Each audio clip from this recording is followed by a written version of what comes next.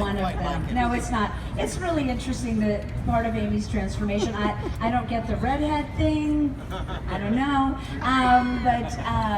But yes, you know, she blossoms, and it was important that that happened in a voluptuous way.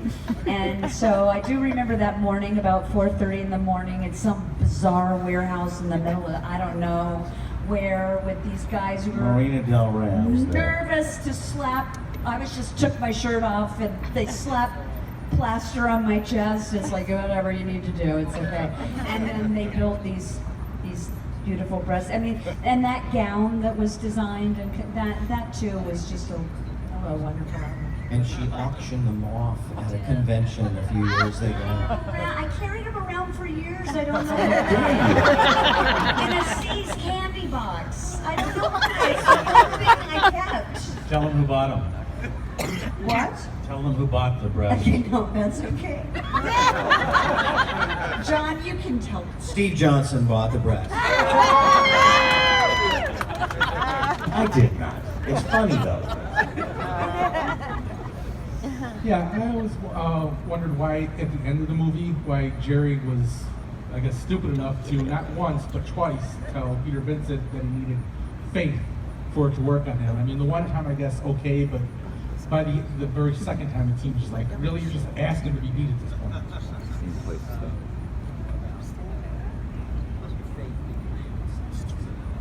Did I do it twice? We'll find out tonight, so we better make sure. The second time it worked, didn't it? Okay, so he'd gone through a transition, hadn't he? Well, the first time, I mean, that was the idea. I don't think I had the specific moment. You know, we live in a secular society, and God knows Hollywood is that. But that was the idea behind it. I should have, what you're asking for is why didn't I have the moment where he found it? I was trying to show he found it within himself. It's like when he goes through the door into the Dandridge house when it swings open. He wanted to go around to the back, but he found the courage within himself because his friends were in trouble. That's the idea. This message, this one's for Tom. I just wanted to know what you thought about the 2011 remake, and maybe what some of the other cast members thought about it as well. Well, you know, that's very, very hard because, like, you know the people. I thought it was really, really well done, but I don't know what the hell it had to do with Fright Night. Okay, I mean, Fright Night works because somebody said it, but because of the humanity. It works because it's got humor, because the situation it's a funny situation. You know, a teenage horror fan saying there's a vampire next door. That's funny. You got to deal with that. But I think it also works because of, you know, in our Fright Night, there's an innocence to everyone. You know, even the vampire in a way, and the remake sort of knew everything going into it, and it just sort of took a little bit of the what we all feel in a first-time situation, which is innocence. You know, the magic. It sort of pulled that out of it, and otherwise you just got the names and the basic plot and all that stuff. You could have called it 30 Days of Night Part 2. I mean, you know, but so it didn't have. Somebody purposefully did not want. Well, there's an old saying. Oh well, the hell with it. You know, every Let it out. Well, I mean, every script's like a fire hydrant. Every dog has to piss on it. You know? So they rewrote it, and I don't know who they thought they were going to appeal to. You'd think that they would look at what made the first one such a success, and you would use those values. And one of that is Peter Vincent, who has the hero's journey. He starts out as a coward who doesn't believe in anything, certainly not vampires, and he finds out they're real, and he's got to rise to the occasion or not. And the nub of that is in the scene when Charlie goes to Peter Vincent after he's lost Amy in the disco, and he says, "Peter, please help me."